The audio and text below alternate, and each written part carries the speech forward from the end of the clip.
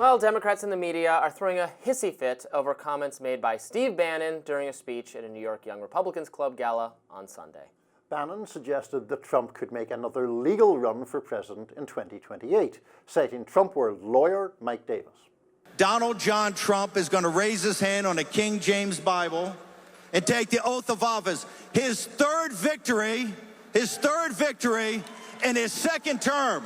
And the Viceroy, Mike Davis, tells me, since it doesn't actually say consecutive, that, I don't know, maybe we do it again in 28.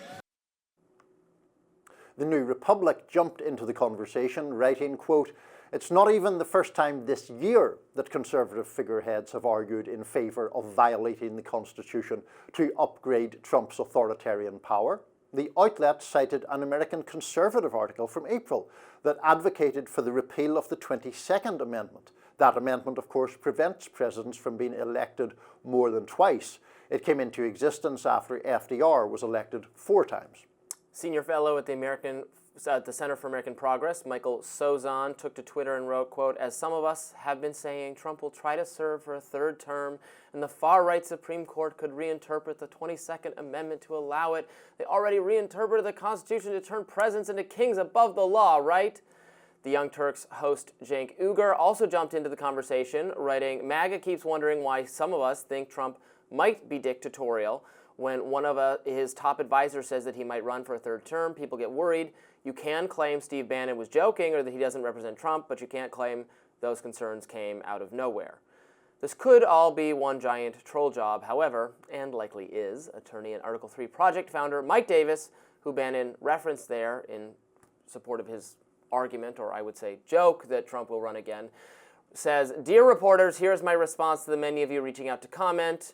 Steve Bannon is obviously trolling. Only Obama gets a 3rd term with his puppet, Joe Biden." Are you terrified that we will have yet another Donald Trump presidency, Niall? I am not. Well, you're clearly not. I would have to pay credit to your intonations during that read, which I think indicated pretty clearly that you're not. I take it more seriously than you do. I think that Bannon, who I know and have known for quite a long time, is prone to saying things that are actually dangerous. I'm not at all sure, as you seem to be, that people hearing what he said there, including on the MAGA side, thought or think he is joking. I'm not at all persuaded that Trump himself would voluntarily go if there was an alternative to stay.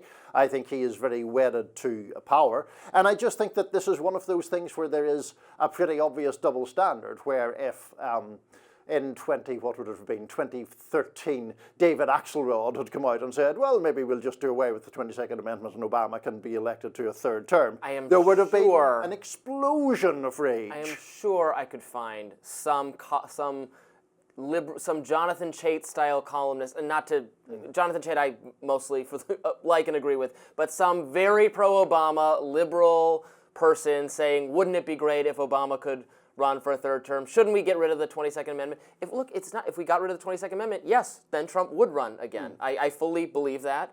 That's not going to happen. It's just not going to happen. But if it happened, then yes, he would run again. But Bannon's argument, let's do me the favour of assuming that he's serious, or at least taking it seriously for 1 second.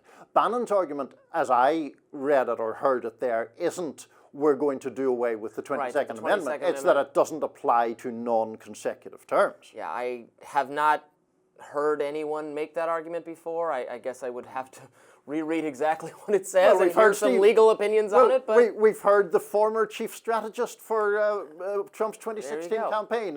But just the assumption that the Supreme Court, that is a far-right Supreme Court that just rubber stamps every single thing, every mad Trump delusion is not the case. That may not be the case, but it is certainly the case that the Supreme Court has, for example, greatly expanded presidential immunity in a way that is extremely helpful to Trump and would have been very vital for him had he not won election last time around, by broadening the scope of conduct. Yeah, I mean, they've broadened it not specifically for Trump, but for every person who occupies the executive branch, which is why I was not a big fan of that decision, although I see why they made it. I would rather sharply limit executive power rather than provide some kind of blank check, so I did not love that decision. Although, again, it doesn't It's not specifically for Trump, it's for whoever ends up being president. Yeah, but I mean, it is not specifically for Trump, but it was a decision made when he was on the brink of potentially becoming president again and was the former president who was facing criminal charges. Yeah, so it can't be completely attenuated. The Supreme Court from took him. the position that the ultimate check on the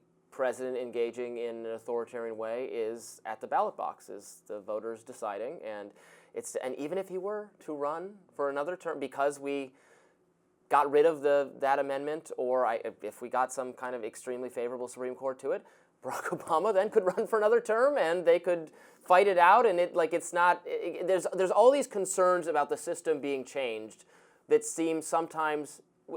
Can you conceive of how I would come to this? I can, but seem go ahead. somewhat bad faith Yeah. from a liberal or democratic position, because they also talk about abolishing the Electoral College when they thought they can't possibly win because of the Electoral College. We should just have a popular vote. Now we hear less of that because Trump won the popular vote anyway. Or we need to do Senate filibuster. we need to do all sorts of massive structural change because we can't win, boo-hoo.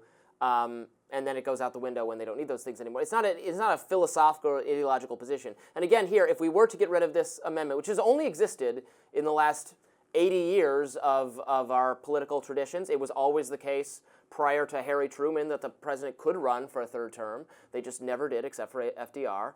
And that's it's fine. I'm fine with term limits. In fact, I'm generally in favor of term limits. I would not be inclined to get rid of this. But the idea that it would just favor like Trump or Republicans, only them and forever, that's not true either. We could have Barack Obama again. So you could make the argument that Democrats would be in a much better, much stronger political position in this current moment if the 22nd Amendment had never existed. Right. And that they could run Obama. Probably forever. not Bill Clinton again, but Right. Obama. Yeah. No, you could. Successfully. But look, here's the thing, Robby. It is true, certainly, that Democratic politicians have made arguments and then changed those arguments when it has suited them on big topics. It is true that some of these criticisms are bad faith. And it is true that one can have an argument about the merits or demerits of term limits. But it seems to me just implausible to say Steve Bannon is having this academic or abstract discussion that is about the broad issue of term limits. I mean, Bannon would like Trump to be able to run again, and it seems to me is trying to put forth in a jocular but not necessarily fake or joking fashion the idea that the 22nd Amendment could be gotten around somehow. Tell us what you think. Do you expect to see Trump just running for president every election cycle until he is no more? I guess that could be the case. More Rising right after this.